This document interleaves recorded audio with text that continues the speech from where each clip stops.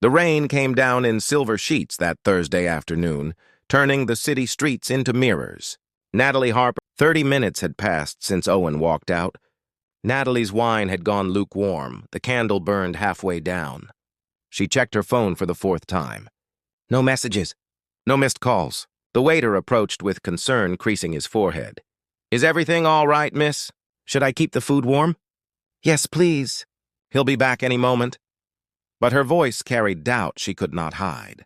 She stood, smoothing her dress, and walked toward the entrance. The cool evening air hit her face as she stepped outside. The street stretched empty in both directions. No sign of Owen. A few couples strolled past, lost in their own worlds. A taxi pulled away from the curb.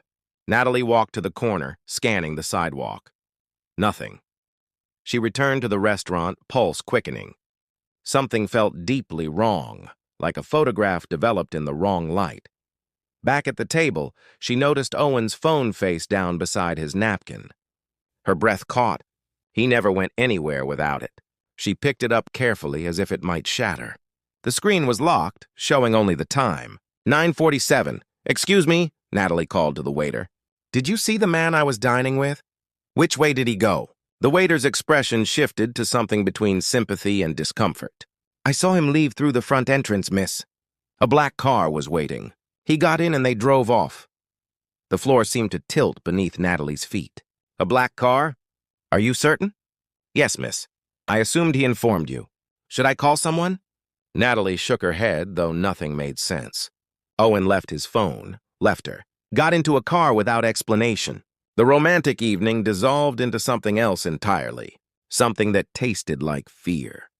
She gathered her purse with shaking hands, paid for the wine they barely touched, and left Owen's phone with the hostess in case he returned. Outside, the city felt colder than before. She pulled out her own phone and called the one person who always answered. Grace, something happened. Can you come get me? When questions have no answers, Grace arrived in 15 minutes, her car pulling up with urgency. Natalie climbed in and the words spilled out. The dinner. The phone call. Owen vanishing into a black car. His phone left behind like evidence of a crime. That makes no sense, Grace said, gripping the steering wheel. Who leaves their phone? Someone who left in a hurry. Or someone who had no choice. Natalie's mind raced through possibilities, each one darker than the last. We need to go to the bookstore. Maybe someone there knows something. They drove through streets blurred by Natalie's rising panic. The bookstore sat dark, closed sign hanging in the window. Grace parked and they both got out, peering through the glass. Empty shelves stared back at them like hollow eyes. Try calling the store number, Grace suggested. Natalie dialed. The phone rang inside, echoing through the empty space. No one answered. She left a message, voice cracking. Owen, it's Natalie. Please call me. I need to know you're okay. They returned to the car. Grace drove slowly, thinking aloud. What do we actually know about him? He works at a bookstore, lives above a bakery, rides a bicycle, reads poetry. Natalie heard how little it sounded. He never talked about family, said it was complicated. No social media?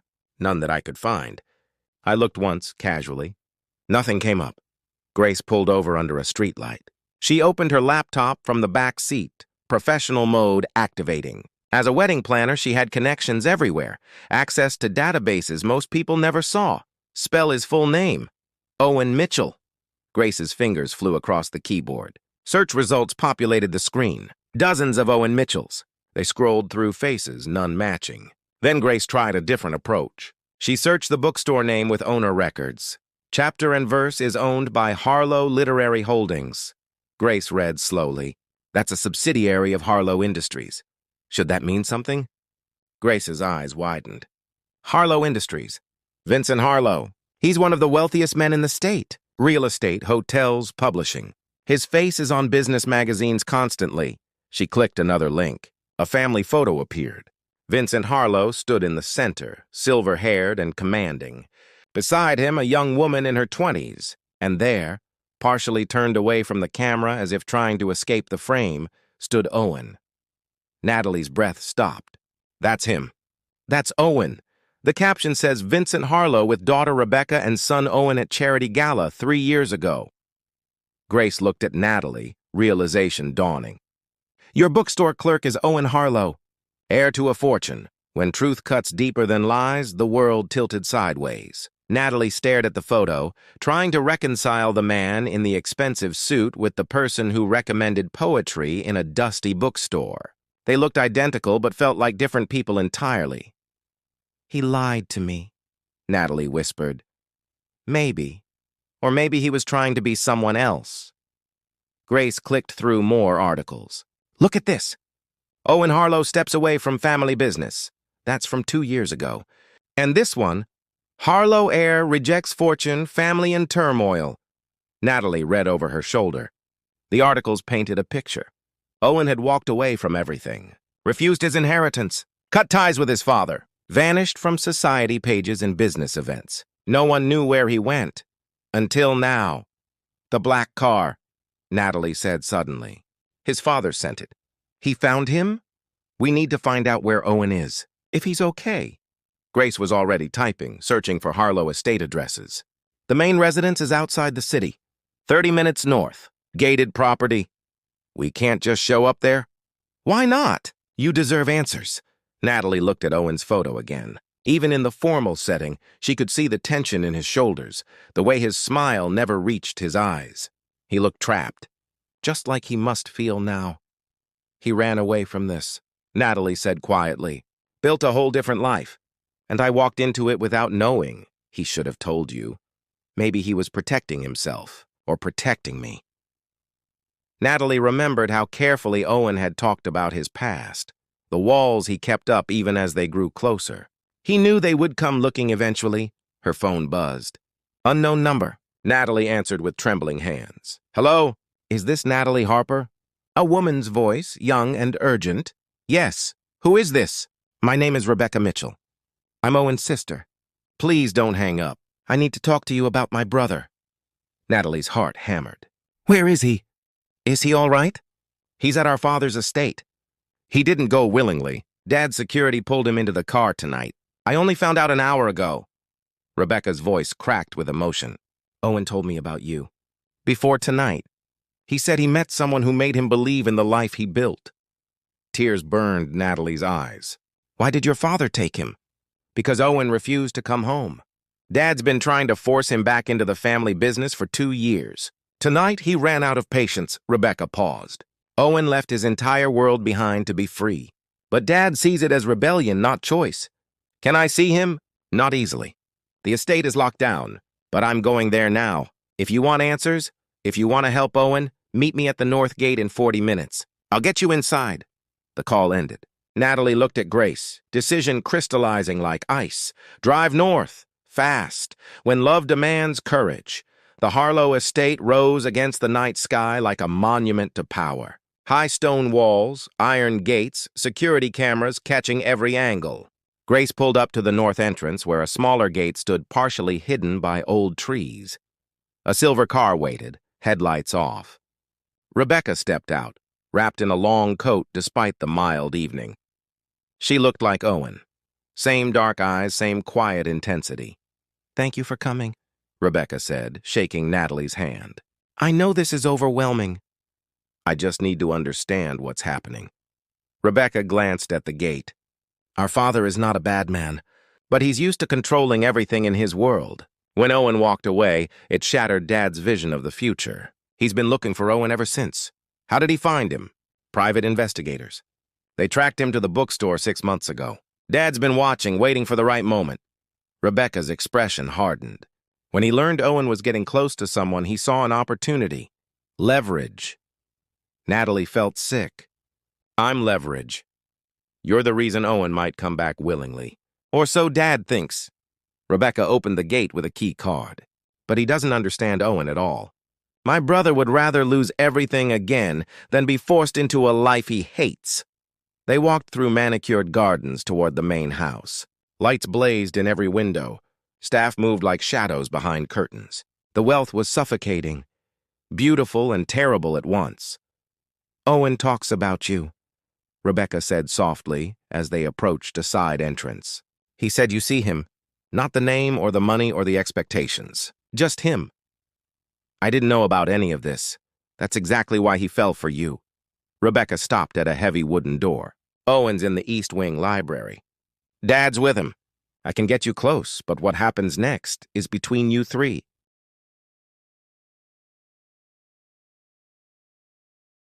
Natalie's hands shook. She thought of Owen in the bookstore, gentle and present. She thought of their dinner, the way he looked at her like she was poetry made flesh. She thought of him sitting somewhere in this enormous house, surrounded by everything he ran from. "Let's go," Natalie said. They entered through a servant's passage, moving quietly through halls lined with paintings worth more than most homes. Rebecca led her up a back staircase, past rooms filled with antique furniture and cold elegance. Finally, they reached a corridor ending in tall double doors. Voices filtered through, one deep and commanding, the other familiar, strained, beloved Owen. Rebecca touched Natalie's arm. "Whatever you decide, know that Owen chose his freedom over all of this once. He'll do it again. The question is whether he'll have to do it alone."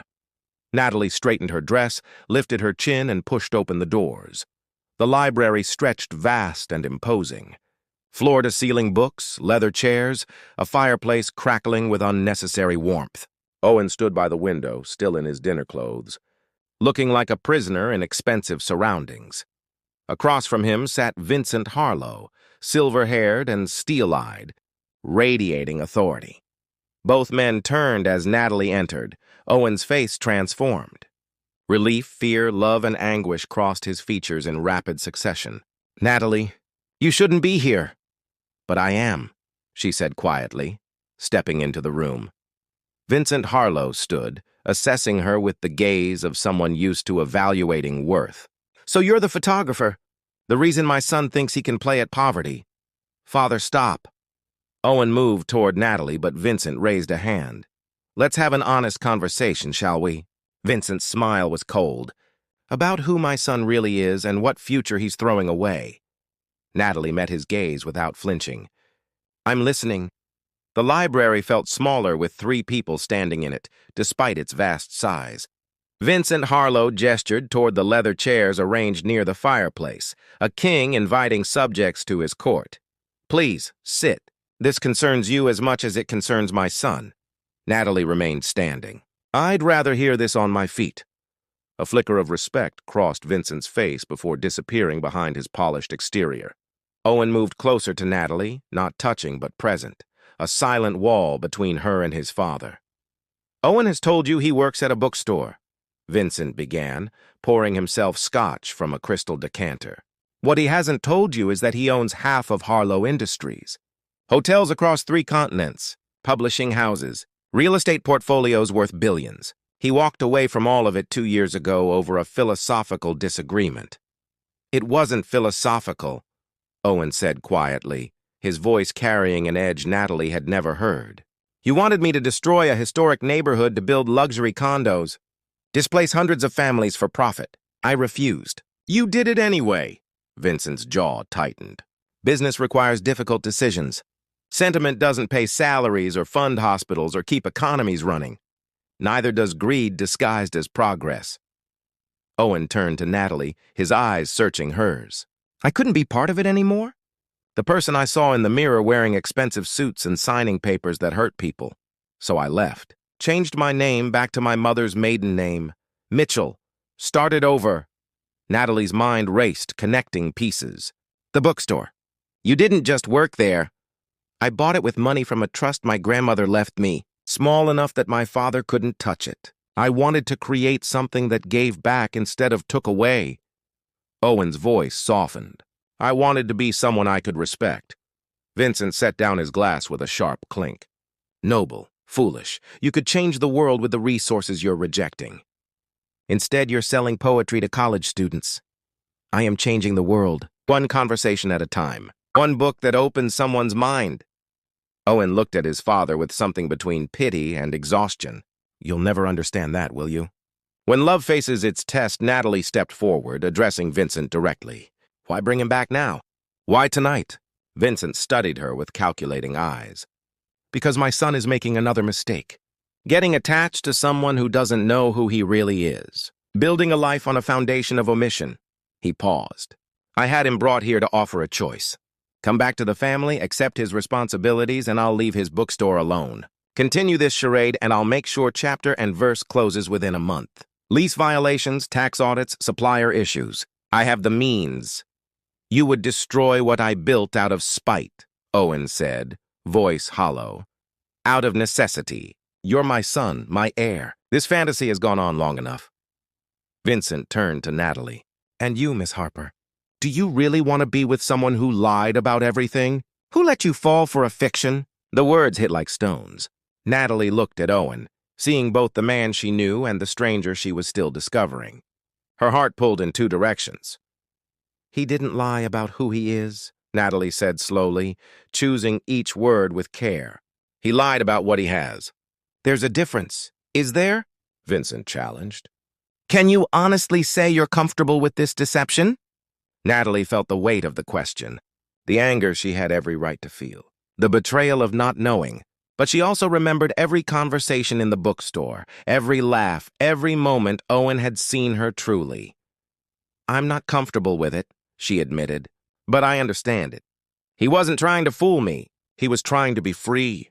Owen's expression cracked, emotion flooding through. Natalie, I wanted to tell you so many times, but every day that passed, it became harder. I was afraid you'd see me differently, that you'd think everything between us was contaminated by what I was hiding. I do see you differently now, Natalie said, and Owen flinched. I see someone who gave up everything for his principles. Someone who chose hardship over compromise. That takes more courage than I gave you credit for. Vincent's laugh was bitter. Courage? He's working in a bookstore when he could be running companies. Dating a photographer when he could have anyone. I don't want anyone, Owen said firmly. I want someone who sees past the surface, who values the same things I do. He turned to Natalie fully. I should have told you sooner. I was selfish. I wanted to exist in the world we created together where none of this mattered. But it does matter. And you deserve to know. Natalie's throat tightened. What happens now? When choices define everything. Rebecca had been standing silent in the doorway, but now she stepped forward. Dad, this has to stop. You can't force Owen back. You couldn't 2 years ago, and you can't now. Stay out of this, Rebecca, Vincent warned. No. I've watched you try to control him his whole life. Make him into a copy of you. But Owen was never meant to fit your mold. Rebecca's voice shook but held firm. He's happy now. Actually happy. When was the last time you cared about that? Vincent's composure finally cracked. I care about legacy, about family, about not watching my son waste his potential on romantic notions of simple living. Potential isn't measured in dollars, Owen said. You taught me to value success above everything else. Then you were surprised when I looked around and felt empty. He moved toward his father, years of pain evident in his eyes. I don't hate you, Dad, but I can't be who you need me to be. Not anymore. The fire crackled in the silence that followed. Vincent Harlow looked older suddenly, the weight of his ambitions showing in the lines of his face. If you walk out that door tonight, I'll proceed with shutting down the bookstore, Vincent said quietly. You'll have nothing, again. I'll have myself. That's more than nothing. Natalie watched the standoff, understanding this moment had been building for years. She was just the catalyst, not the cause. But her presence had forced everything into the open. Mr. Harlow, Natalie said, surprising herself. What if there was another option? Both men looked at her. She took a breath, thinking fast. You want Owen to care about the family legacy. He wants to live according to his values. What if those things weren't opposite? She looked at Owen, then back to Vincent. Harlow Industries must have charitable divisions, community programs, investments that do good while making returns. Vincent frowned. We have some philanthropic branches, yes. What if Owen came back, but only to oversee those divisions? Use his position to genuinely help people. No luxury developments, no displacing families, just the parts of the business that align with who he is. Natalie glanced at Owen. He keeps his bookstore, lives his life, but channels some of the family resources toward actual change. Owen stared at her, hope and doubt warring on his face. That's not a small ask. No, but it's a bridge. Natalie turned to Vincent. You get your son back in the family. He gets to maintain his integrity. And maybe the Harlow name starts meaning something different, something better. Vincent was quiet for a long moment, scotch glass forgotten in his hand. When he spoke, his voice was measured. "You're suggesting I hand over significant company resources to someone who walked away from me. I'm suggesting you trust your son to do what he's proven he can do. Build something meaningful." Natalie met his gaze. "Isn't that what legacy really means? Not control, but continuation. Not copying you, but honoring the best parts of what you built." Rebecca moved beside Owen, adding her voice. "She's right, Dad. You always said we should make the Harlow name mean something. Let Owen do that his way." Vincent looked at his children, then at Natalie, then into the fire. The silence stretched like pulled glass, fragile and tense. Finally, he set down his glass.